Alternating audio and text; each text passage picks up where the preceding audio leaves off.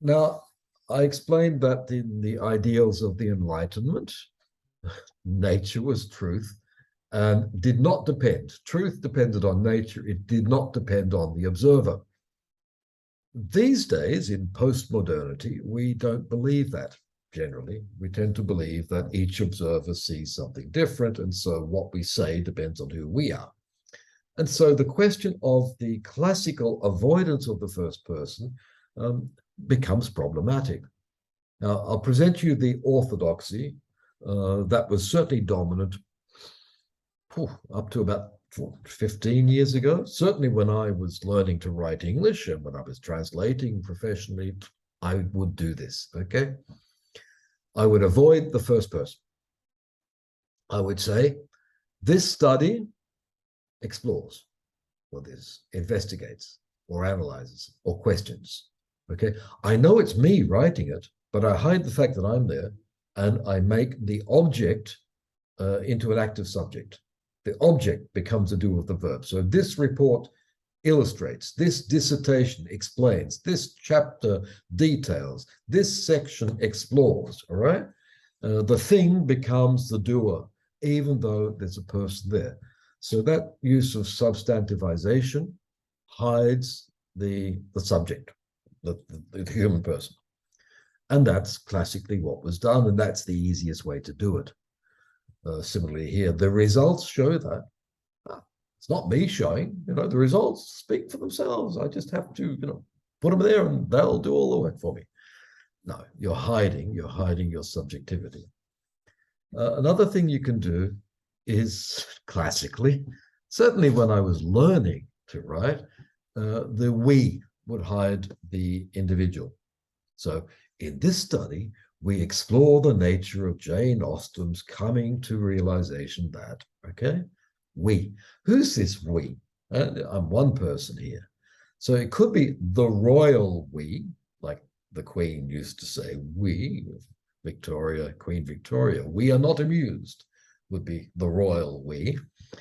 Or it could be you and me, the writer plus the reader. We explore on this journey that we're going on. However, that use of we has become a little dated and archaic. You can use it. It's not upsetting. It's just sort of a little bit oldish, all right?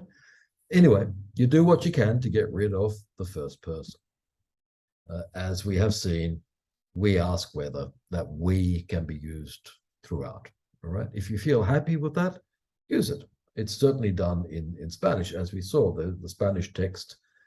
But there were two authors, so they made life easy. There were two authors, so they could use we quite conveniently. Now, this has to do with the use of the passive. Why?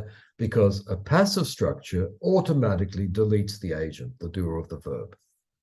So it has been shown that X is Y. Okay?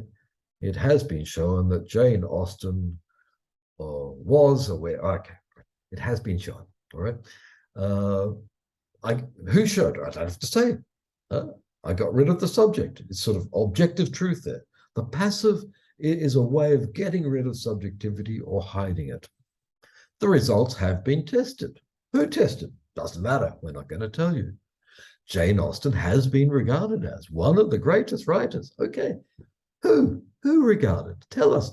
No, here you want to present an objective truth, and so has been regarded. Is approached from a feminist perspective. No, it's not me, I'm not going to do it. It is approached. Yeah?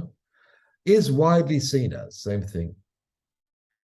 So this is very, very common in English prose, and it has to do with the elimination of subjectivity and the idea that truth is in nature. Do it, you won't be wrong. Be careful. The English passive often does translate the Spanish reflexive, okay, but not always. You cannot do, it is seen the importance, se ve, the importancia, se aprecia. No. That reflexive cannot go into that kind of passive. It is seen the importance of Jane Austen. You can say, the importance of Jane Austen is seen. That's a passive. All right. So that it is, be very, very careful. It is good to be king. You can do that one with a to be, an infinitive. All right. And it is good that you have come. You can do that one. That with a that, yeah. But not here. It is seen the importance. The importance of Jane Austen is seen.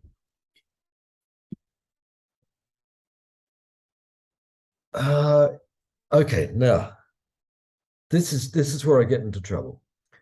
In recent years, I have taken to writing in the first person because I'm aware that I don't believe that truth is objectively in nature, and I think that when we are working with language, we are constructing truth. We are constructing our own stories.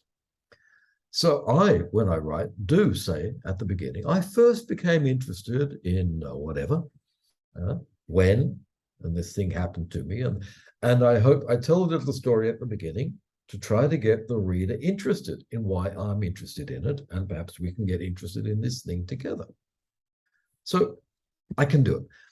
Your supervisor for your travail de grau may not like it.